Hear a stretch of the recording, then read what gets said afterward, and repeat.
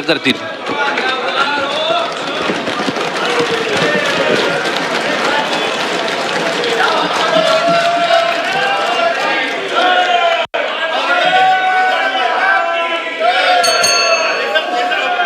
चष्मा घाल दो, चष्मा.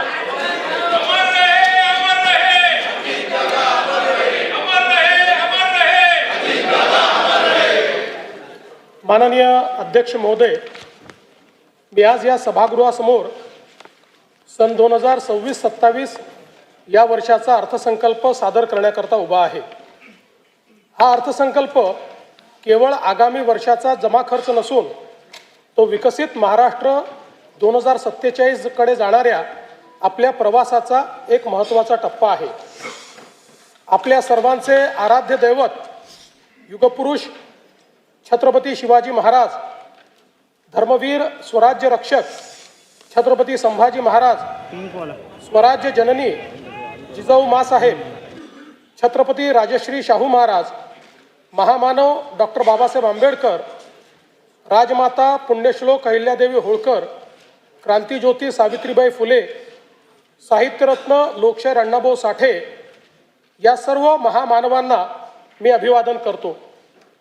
आधुनिक भारतातील सामाजिक क्रांतीचे अग्रदूत, थोर समाजसुधारक व मानवी ज्योतिराव फुले यांच्या जन्माला 11 एप्रिल 200 वर्ष पूर्ण होत आहेत.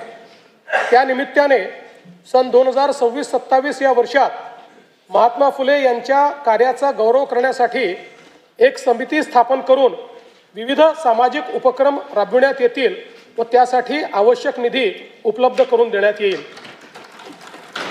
संत गाडगेबाबा यांचे हे 150वे जयंती वर्ष आहे.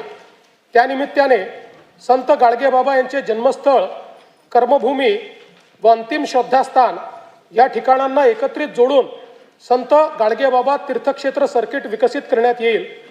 ग्रामीण भागाच्या सर्वसमावेशक विकासासाठी प्रमुख राज्यस्तरीय अभियाने एकत्रित करून संत गाडगेबाबा ग्राम समृद्धी अभियान राबविण्यात येईल.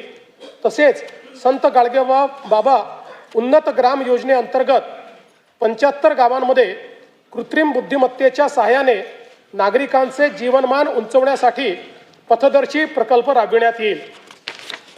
भारतरत्न डॉक्टर बाबासाहेब आंबेडकर यांच्या महाड, जिल्हा रायगड येथील चौदार तळे सत्याग्रहाच्या शताब्दी वर्षानिमित्त तेथील पायाभूत सोयी सुविधांकरता विकास आराखडा तयार करण्यात येईल.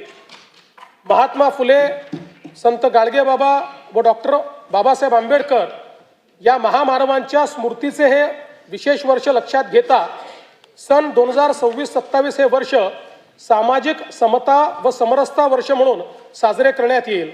त्यांच्या कार्याचा गौरव करून विविध सामाजिक उपक्रम राबविण्यासाठी आवश्यक निधी उपलब्ध करून देण्यात येईल. हिंदुहृदय सम्राट बाळासाहेब ठाकरे यांच्या जन्मशताब्दी वर्षपूर्ती निमित्त मी त्यांना अभिवादन करतो. त्यांच्या दादर मुंबई येथील राष्ट्रीय स्मारकाचे पहिल्या टप्प्याचे काम पूर्ण झाले असून दुसऱ्या टप्प्याचे काम जून 2026 पर्यंत पूर्ण करण्याचे नियोजन आहे. तसेच त्यांच्या स्मृतीप्रित्यर्थ काही योजना देखील राज्य सरकार सुरू करणार आहे.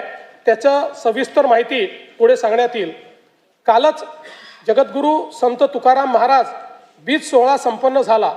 संत तुकाराम महाराजांना वंदन करून देहू येथील राष्ट्रसंत जगद्गुरू संत तुकाराम महाराजांच्या जन्मस्थानाच्या जतन व संवर्धनासाठी विकास आराखडा हाती घेण्याची मी घोषणा करतो.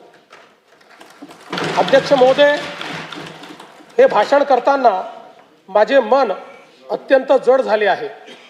सर्वाधिक वेळा